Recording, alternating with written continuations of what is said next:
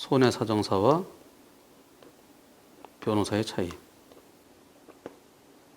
이런 얘기 누가 해주겠습니까? 교통사고 당했을 때 누군가가 좀 나를 도와줬으면 좋겠죠. 상대는 보험사 직원, 좀 프로예요. 나는 아마추어도 아니에요. 바둑은 그래도 아마추어도 둘 줄은 알죠. 프로한테 몇 개 깔면은, 9개 정도 깔면은, 그래도 초반에는 비슷하게 가죠. 마지막 결국 져요. 근데 아마추어도 아니고요. 아마추어는 좀 할 줄 알아야 되는데, 처음 교통사고 당했어요.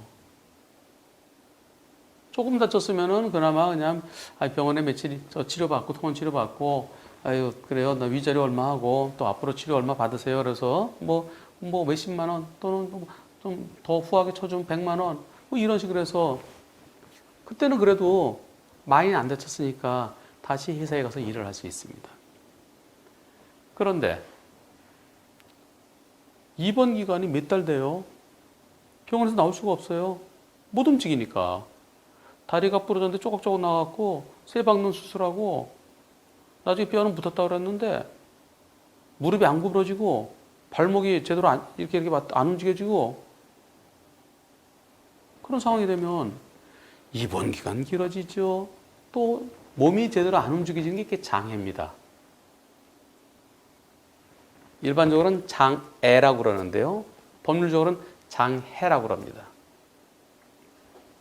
장애가 남아요. 그럼 거기에 대해서 몇십만 원, 돈 100만 원이 아니라 몇천만 원 또는 그 이상이 돼야 될 수도 있습니다. 또 우리 집 가장이 아빠가 교통사고로 갑자기 돌아가실 수도 있어요. 그랬을 때 도대체 형사는 나중 문제고요. 처음에는 형사 처음에는 아무 정신이 없어요. 그리고 그 다음에는 가해자 왜 우리 남편을 죽게 한 저 사람을 구속시키지 않습니까? 근데 구속시키지 않는다는 건 요새는 구속 안 시켜요. 거의 불구속이에요. 그렇게 막 그냥 형사에 쫓아가 다니면서 재판할 때 형사 재판한 데 가서 눈물 뚝뚝 흘리면서 저 가해자가 하는 저 가증스러운 얘기 딱 듣고 판사한테 진정서 써내고 이제 그렇게 되면 몇 달이 지납니다.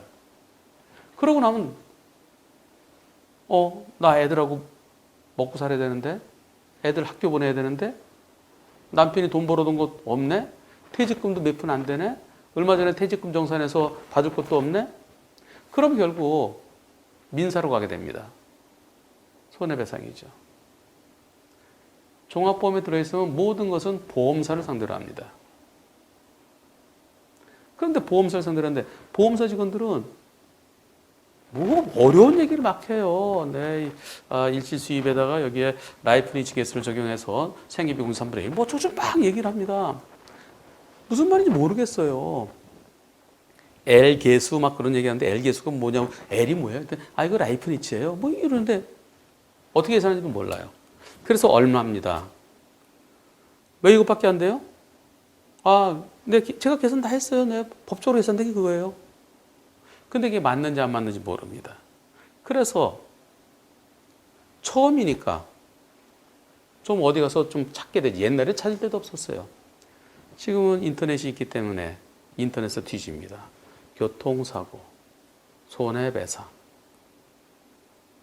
후유증, 후유장애 뭐 이런 식으로 막 찾아요. 근데 그거 봐도 독학하는 게 무슨 뜻인지는 대충 알겠는데 이게 마무리가 안 돼요. 종합이 안 돼요. 그럴 때 누군가가 나를 위해서 좀 도와줄 사람이 필요하다. 전문가가 필요하다. 보험사 직원하고 맞짱 떠갖고 지지 않을 사람이 필요하다. 그 보험사랑 맞짱 뜰 수 있는 사람이 둘입니다. 전문가가.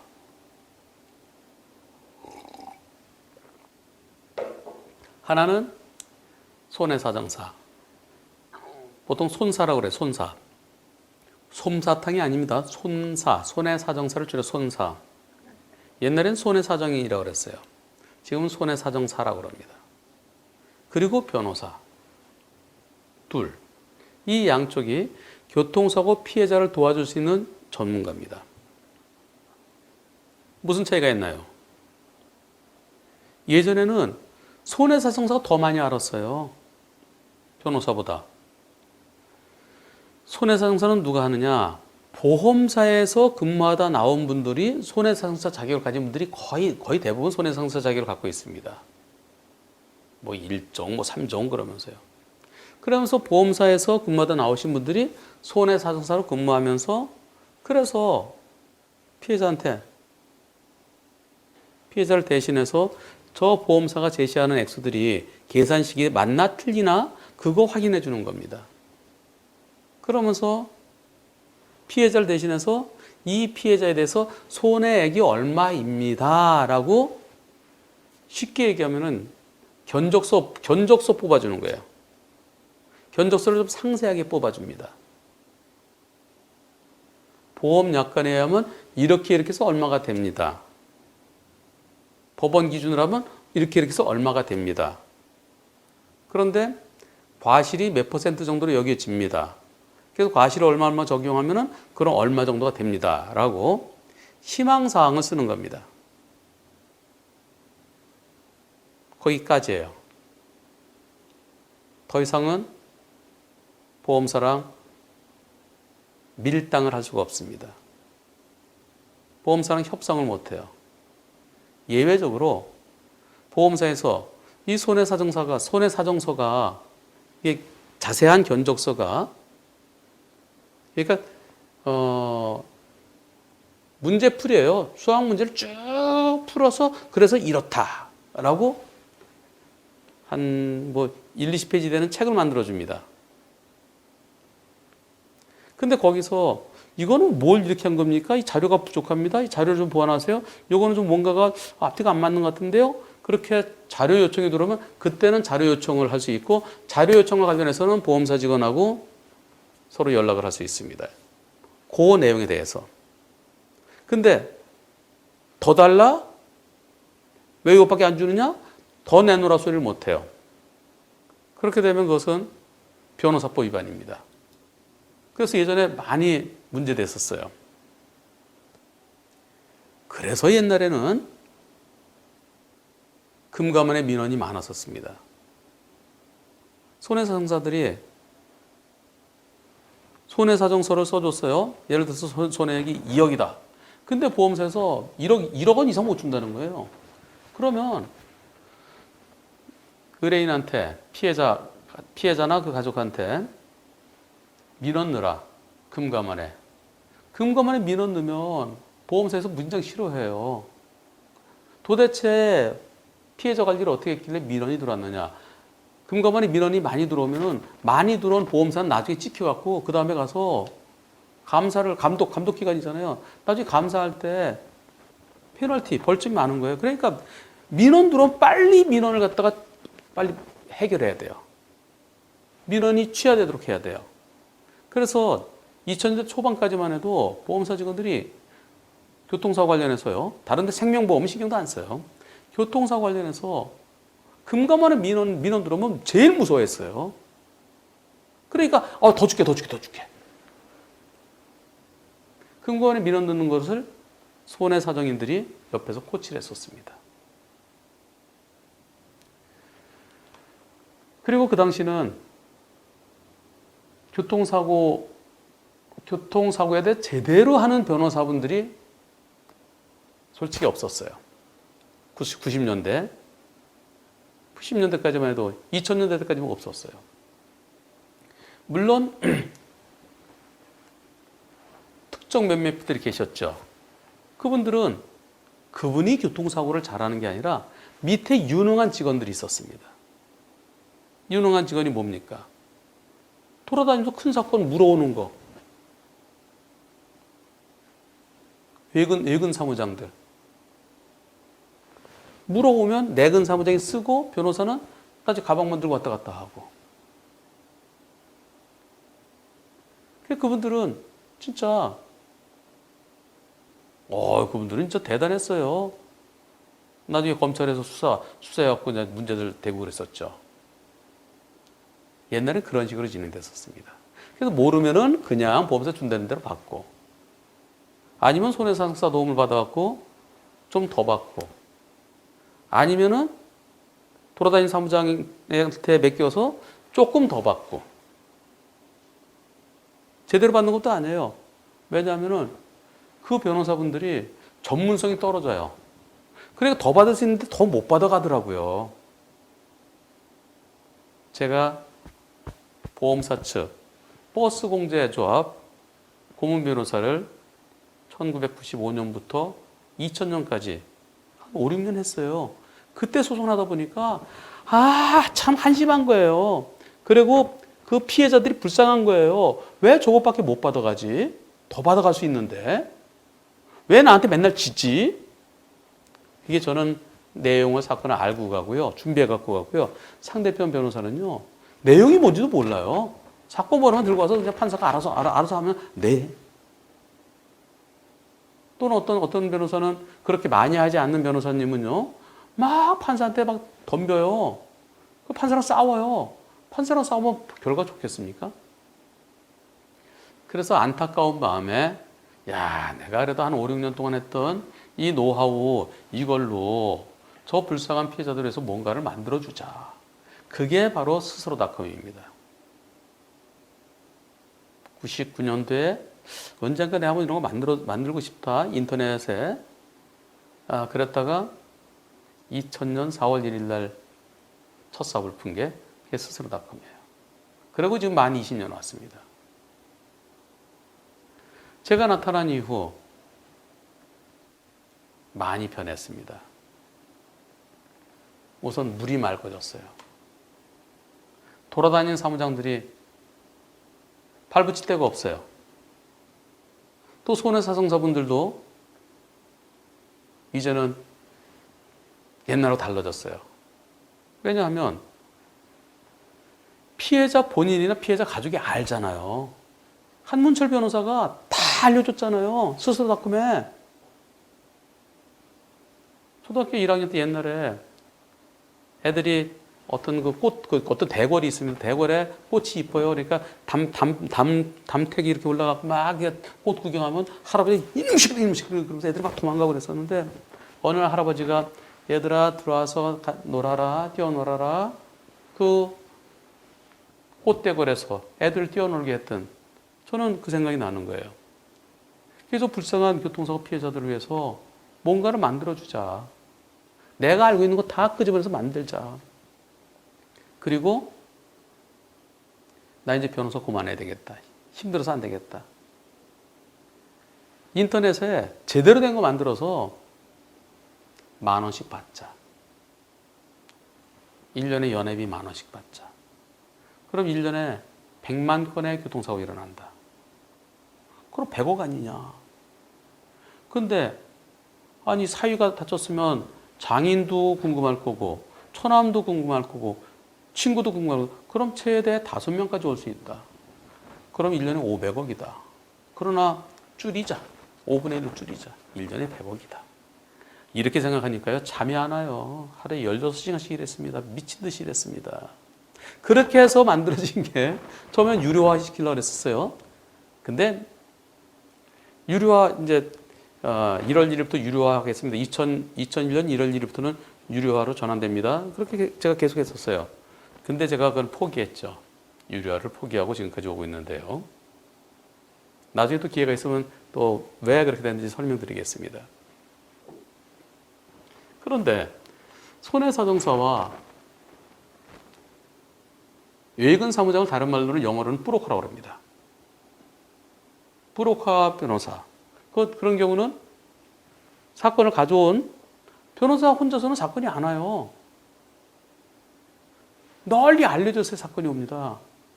근데 이름이 안 알려지면 누가 오겠습니까? 물론 뭐 인터넷에 광고비 많이 주고 거기다가 교통사고 전문 변호사 뭐 그래가지고 제일 위에 그 돈 한 달에 몇 천만 원 들어요. 광고비. 그렇게 해서 오는 사람도 있겠죠. 근데 지금은 광고라는 거 다 알아요. 그리고 갈 때 막 찾아봐요. 네이버 지식인에서 찾아보고 또 유튜브에서 찾아보고 찾아보기 때문에 가서 얘기를 하면은 아, 변호사가 나보다 모르네. 결국은 뭐 지금은 더 많은 자료들이 있지만 옛날에는 스스로닷컴은 진짜 획기적이었습니다. 그때 사이버 로펌 많았어요. 법무부 장관 하다 나오신 분들 뭐 하시고 또 뭐 누구 뭐 많이 만들어졌어요. 그때 한 열 몇 개 다 없어졌습니다. 오로지 스스로닷컴 하나만 남아 있습니다.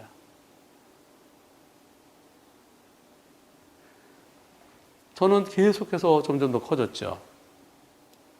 그러다 보니까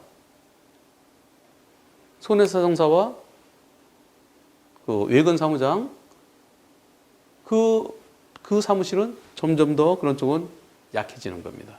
왜냐? 이제 나도 당신만큼 알아.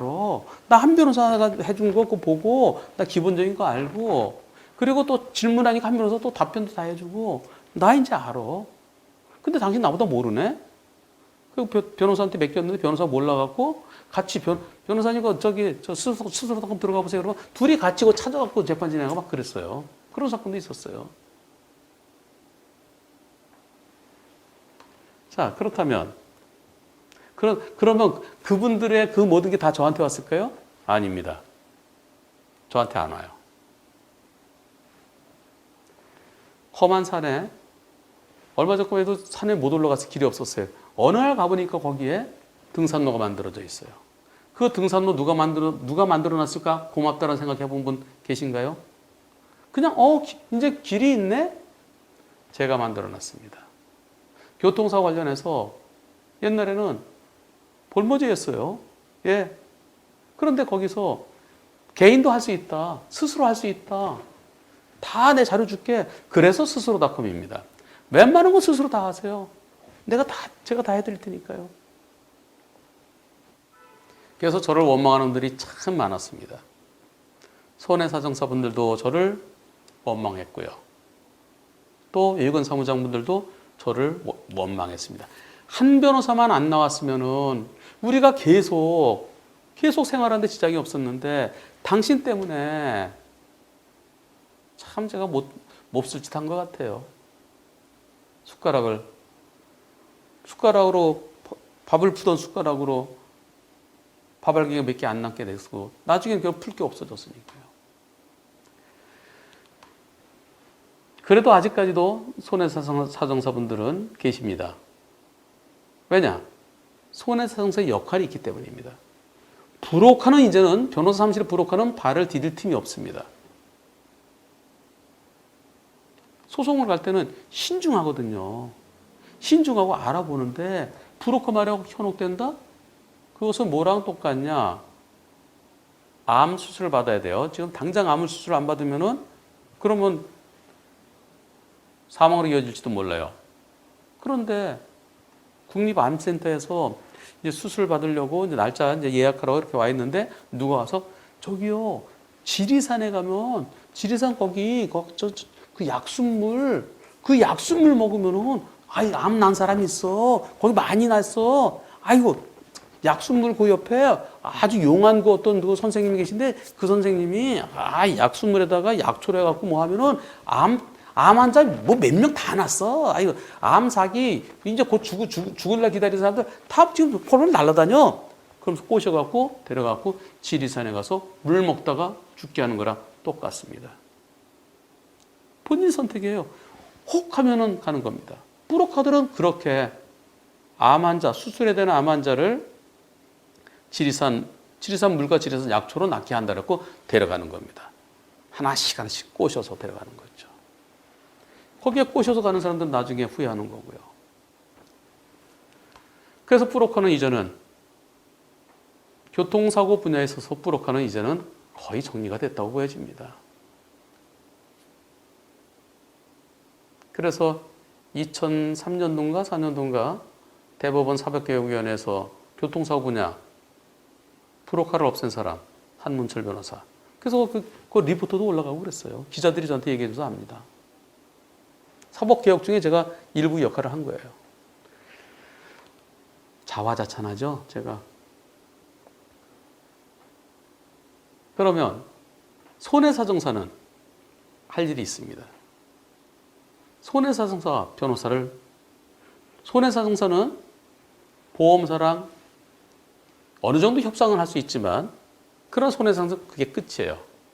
아까 제가 자료 보완하는 거 그 이상은 못한다 그랬죠. 근데 실질적으로 얘기 다 해요. 왜냐하면 보험사 근무하다 나왔잖아요. 다 아는 사람이잖아요. 옆에 보험사는 또 옆에 통화만 알잖아요. 그러니까 친구예요. 그래서 실질적으로 손해사정사가 변호사법 위반으로 문제되는 거는 거의 없습니다. 다만 옛날에는 계속해서 금감원에 민원들어 시키고 그렇게 좀 그러면 옆에서 계속 보죠. 모아놨다가 보험사들이 한번 종합 딱 모아서 한 번씩 변호사법 위반으로 자료를 주는 거죠. 검찰청에. 검찰청에서 제일 좋아하는 게 변호사법 위반 잡아놓는 거 제일 좋아합니다. 검사들이 그 사건 처리할 때 인지 사건, 자기들이 직접 사건을 수사를 경찰로부터 온 사건 수사하는 게 아니라 자기들이 직접 하는 거. 그 중에서 좀 칭찬 많이 듣는 거예요. 윗분들한테. 변호사법 위반, 무고, 위증. 이 세 가지. 보세요. 위증은 법원을 속였잖아요. 무고는 수사기관을 갖다가 속인 거잖아요. 변호사법 위반. 우리가 나중에 검사 판사들이 나가서 변호사를 해야 되는데, 브로커들이 돌아다니면 되겠습니까? 그러니까 그걸 갖다 이제 강하게 처벌하는 겁니다. 손해사정사와 변호사의 차이점은 손해사정사는 견적서만 써주는 거예요. 견적서만 만들어주는 겁니다. 그리고 거기에 대해서 보험사 직원이란 좀 뭐 더 주세요. 뭐 이 정도까지 하는 거예요. 근데 보험사에서 싫어 그러면 어떻게 될까요? 옛날에는 아는 친구 또 아는 사람, 옛날에 내가 근무했을 때 후배 또는 내 친구의 후배, 시간이 지나면서 그러면서 2000년대 초반에서 지금까지 20년 지나오면서 이제 손해사정사들의 역할이 점점 줄어듭니다.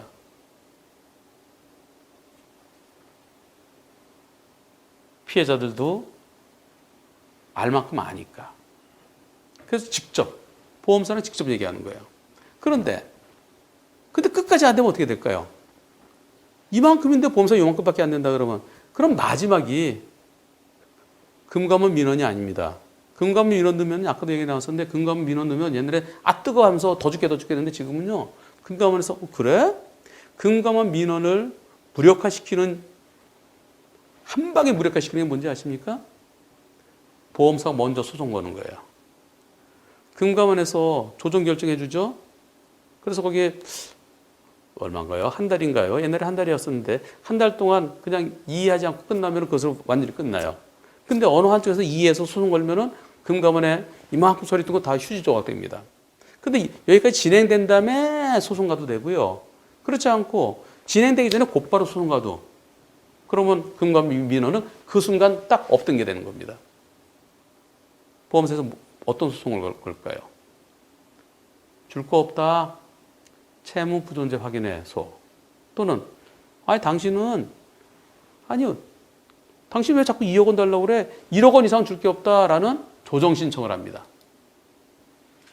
그러면 금감원 민원은 없던 게 되는 거 없어져요.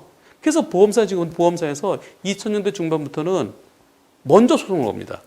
그러니까 금감원에 민원 넣어봤자 아무 소용이 없어요. 그런데요.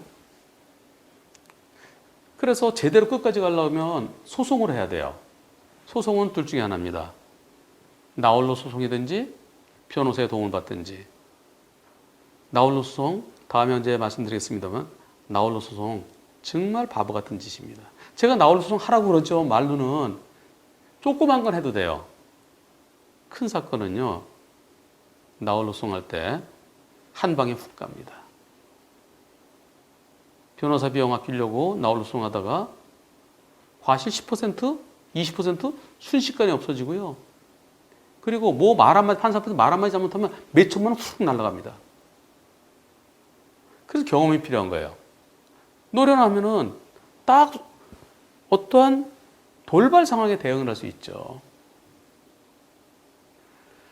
그래서 나홀로 소송이 만만치는 않습니다. 물론 나홀로 소송하는데 옆에서 브로커들이 도와줘요. 뒤에서 다 써주고 브로커들이 조정하는 거 압니다. 그거는 판사들이 알아요. 써낸 거 보면은 요거 본인이 직접 써냈는지 뒤에 누가 있는지 압니다. 그럼 그 사건을 예쁘게 안 보는 것 같아요. 그럼 변호사한테 맡겨야 됩니다. 그런데 문제는요, 변호사가 몰라요. 변호사 중에 우리나라에 지금 변호사가 2만 5천 명 활동 중인데요. 2만 5천 명 중에서 여러분들하고 대화했고 지금 여기에 채팅방에 들어와 계신 분 이분들하고 대화해서 이분들보다 더 많이 아는 변호사 1%안 됩니다. 네, 1% 안 돼요. 여러분들한테 잽도 안 돼요. 안 해봤기 때문에. 최소한 교통사고 손해배상 소송을 제대로 된 소송을 1000건?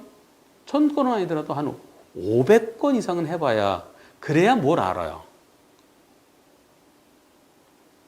그러니까 변호사는 제대로 모르는 거죠.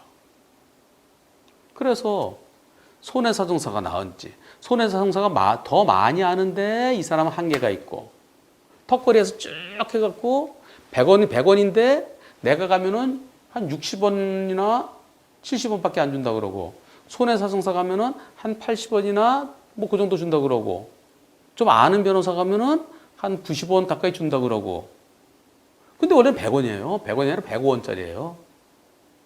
거기서 손해사정사를 택할 거냐 변호사를 택할 거냐. 모르는 변호사는 택하지 않는 게 나아요. 안 하니만 못해요. 그러면 손해사정사와 변호사, 당연히 변호사한테 맡겨야 되겠죠. 손해사정사는 한계가 있으면 안 되겠죠. 그렇지 않습니다. 손해사정사의 고유 역할이 있습니다. 변호사한테 맡겨야 될 게 있고 변호사도 제대로 하는 변호사입니다. 손해사정사한테 맡겨야 될 때가 있습니다. 뭘 기준으로 할까요? 딱 하나입니다. 사건이 확실하면 곧바로 소송 가야 됩니다. 뻔할 때 나 잘못 없어. 소득 다툼 없어. 장애 확실해. 또는 사망사고. 그리고 분명히 이건 뭐 면책이 다퉈지는 게 아니고요. 예컨대 무단횡단한 사고 나면은 자칫 잘못하면 피해자 100% 되는 경우도 있잖아요. 그런 소송 못 해요. 확실한 사건.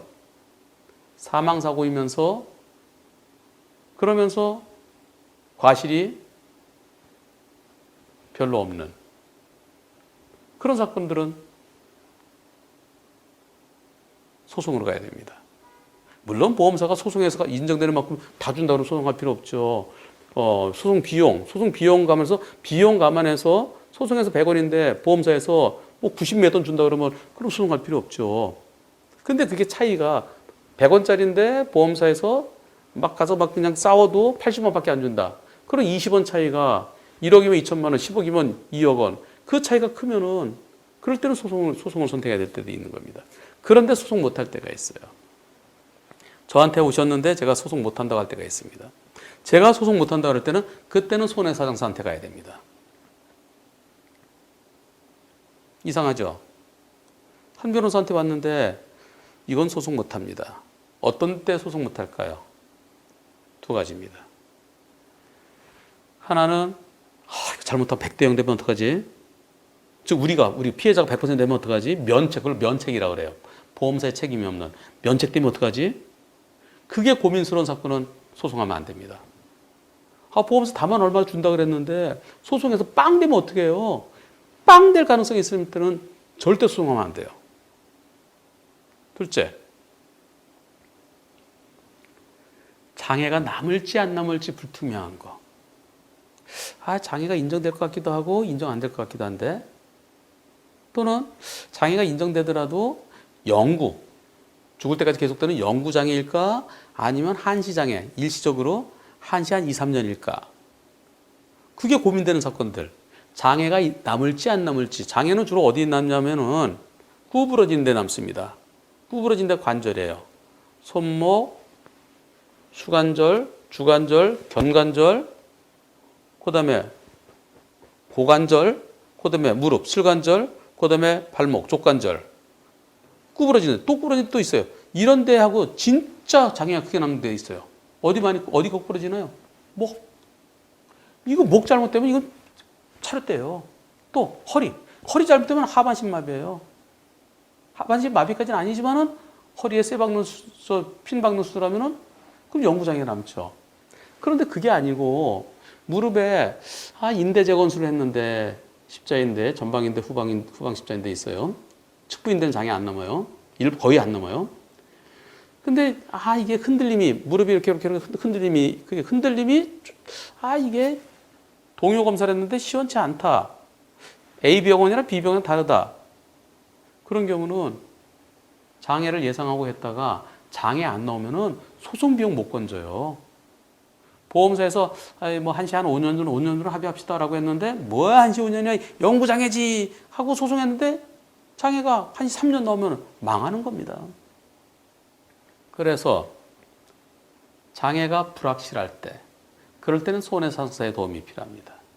왜냐? 손해사상사는 병원, 의사한테 가서 장애진단서 끊어달라고 그래요. 원장님, 이 환자 장애진단서 좀 끊어주십시오. 그러면 사고 난 때부터 6개월 후에, 기본적으로 6개월 후에요. 그럴 때는 장애진단서를 끊어줄 수 있죠. 장애진단서를 좀 후하게 끊는 그런 능력이 있는 것 같습니다. 제가 볼 때는. 오랫동안 손해상사를 하다 보면은 아는 병원들이 있잖아요.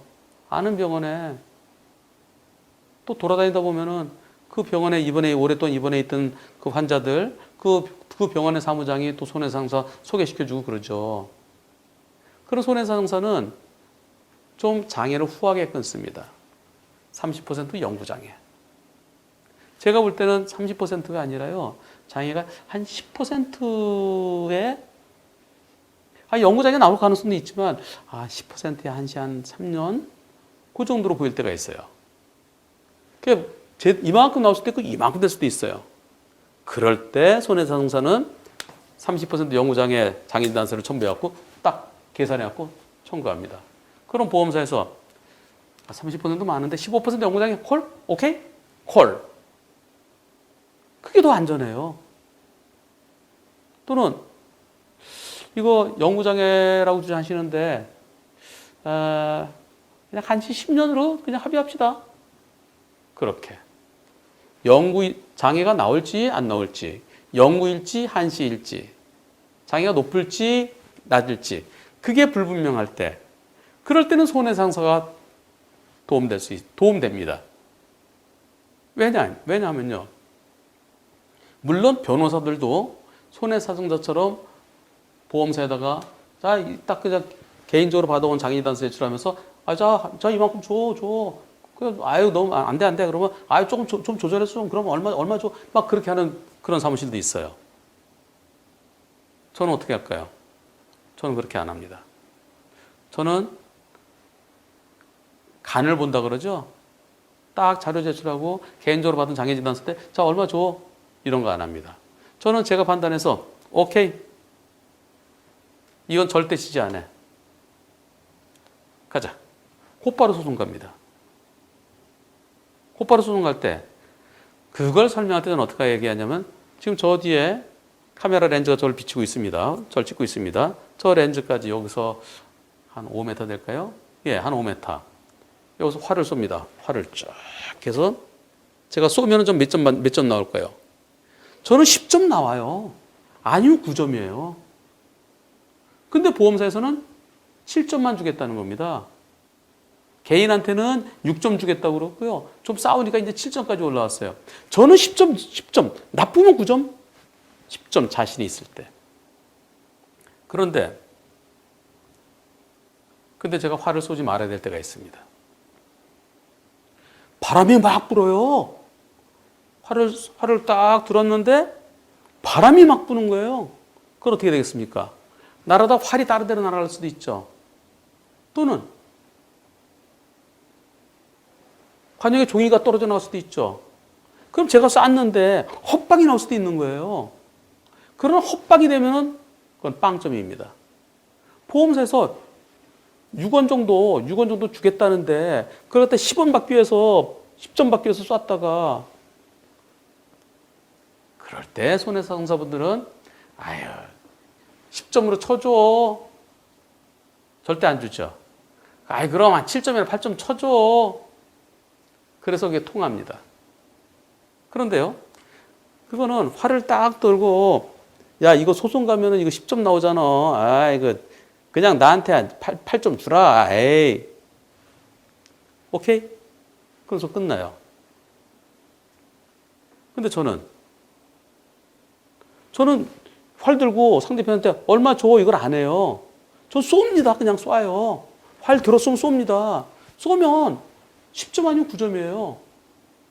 거기서 벗어날 것 같으면은 안 쏴요. 제가 왜 아까 100점이 아니라 105점이라 그랬을까요? 이자가 붙어요. 1년에 5%. 그럼 1년에 5%, 10년이면 10년이면은, 아니, 1년이면 5%, 2년이면 10%예요. 그래서 110원이 되는 겁니다. 실질적으로 110원인데, 피해자 본인한테는 60원 내지 70원, 손해상사한테는 한 80원, 변호사한테는 90원, 다른 변호사들이요. 제가 하면은 105원 내지 110원이에요. 근데 어차피 다 수임료를 또 떼요, 거기서. 손해상사는 80원 받아서 또 자기 수임료 떼고, 또 변호사들 중간에 합의하면 90원 받아서 또 수임료 떼고, 저는 105원 내지 110원을 받죠. 근데 그게 1,000만 원짜리 차이가 안 나는데 더 클 때는 엄청난 차이가 난다는 거죠. 그래서 손해상사분들, 그분들의 역할은 분명히 있습니다. 다만 한계가 있는 거죠. 그래서 지금은 손해상사 사정 사시던 분들이 그만둔 분들이 많으세요. 무엇 때문에? 인터넷 때문에. 인터넷에 너무나 많은 자료가 넘쳐나요. 그리고 막 인터넷에 뭐라고 질문 올리면은 거기서 막 그냥 설명 쭉 해주고 나중에 연락 주세요. 네. 그런 분들은 재택근무 사무장이라고 생각하면 거의 비슷할 겁니다. 물론 순수하게 도와주는 분들 계세요. 근데 더 필요한 건 연락 주세요 라고 자기 전화번호 남겨주는 분들은 그분들은 영업하는 겁니다. 제가 이거 방아쇠 이거 얘기하다가 옆으로 샜는데요. 손해상사하고 변호사하고 차이점은 변호사는 소송을 해도 되고 절충해서 합의를 해도 되고 모든 걸 다 할 수 있어요. 근데 손해상사는 단지 손해사정서, 견적서만 써줄 수 있습니다. 그리고 견적서와 관련해서 쉽게 얘기해서 견적서의 손해사정서 그와 관련해서 의견을 주고받을 수 있을 뿐입니다. 그런데 확실한 거는 소송을 해야 되고요.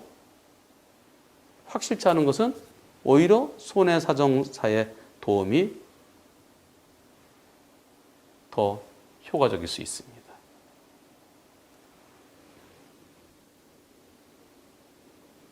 자, 이제 또 다른 거 뭐 좀 얘기해 드릴까요?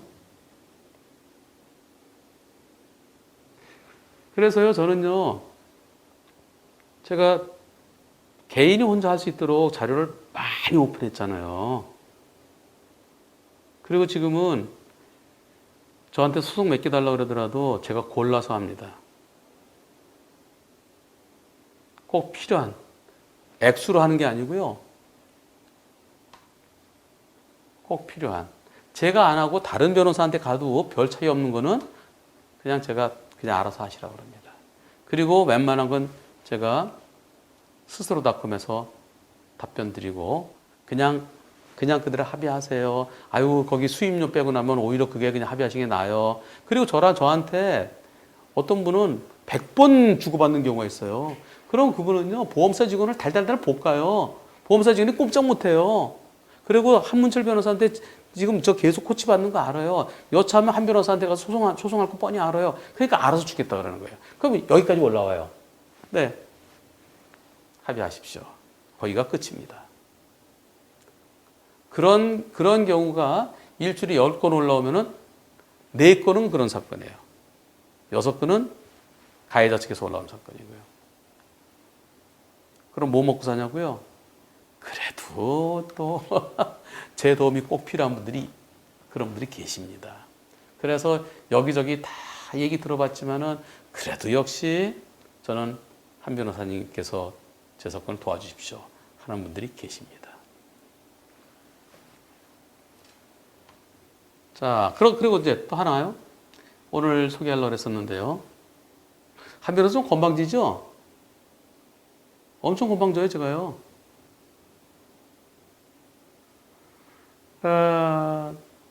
소송 잘 안 맞습니다.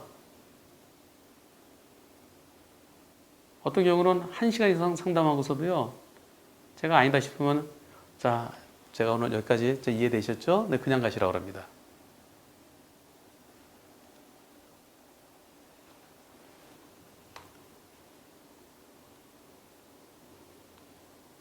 욕심내면 안 돼요. 욕심은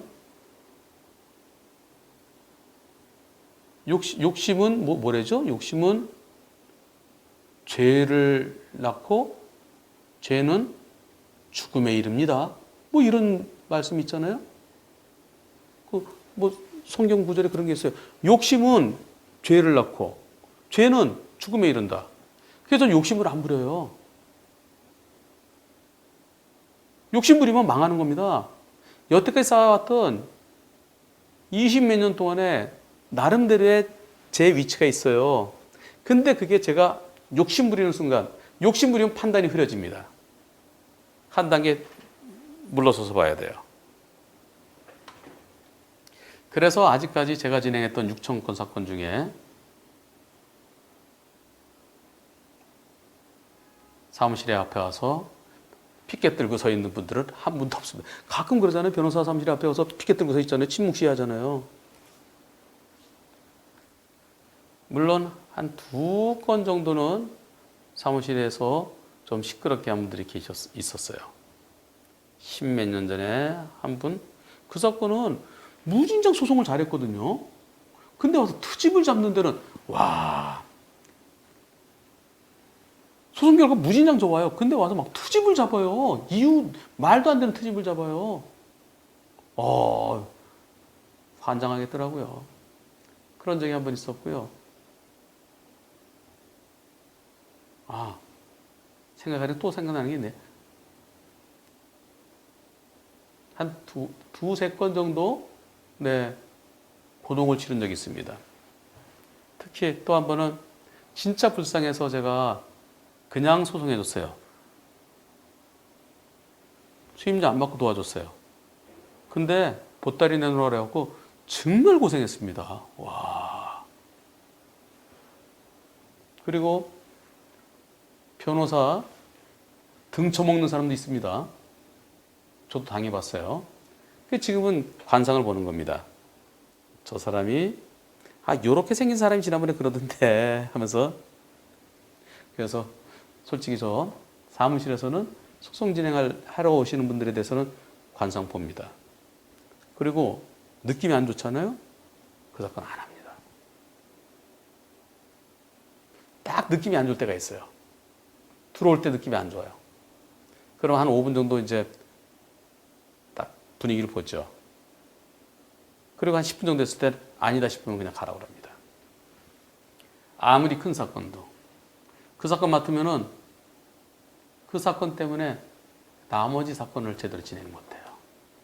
그 사건이 큰 사건이 있어요. 진짜 큰 사건도 있습니다. 그럼 저희 직원들은 변호사님이 그냥 하시지 그랬어요. 아니야. 느낌이 안 좋아. 저거 맡으면은 4명이 못 죽어. 큰 사건, 크다고 해서 덥석 물었다가요. 욕심은 결국 죽음은 아니라 죽을 만큼 스트레스를 받을 수도 있는 거예요. 그래서 욕심 부리면 안 되고요. 그냥 먹고 살 만큼.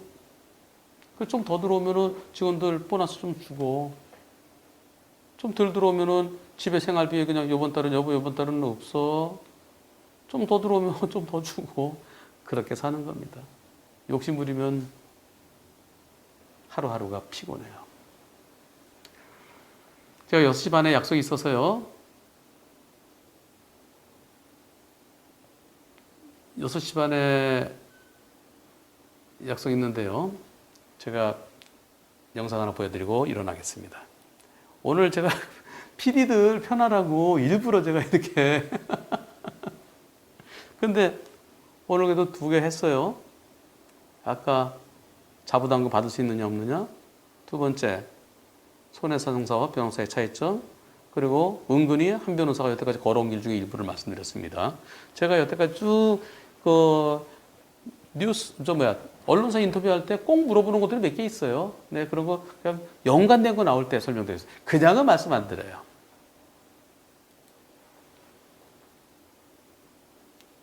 참 요즘은 손해배상사하고 변호사하고 같이 합동사무소 하는 데가 많이 있습니다. 먼저 손해배상사 하다가 안 되면은 변호사한테 패스. 동업, 실질적인 동업이에요.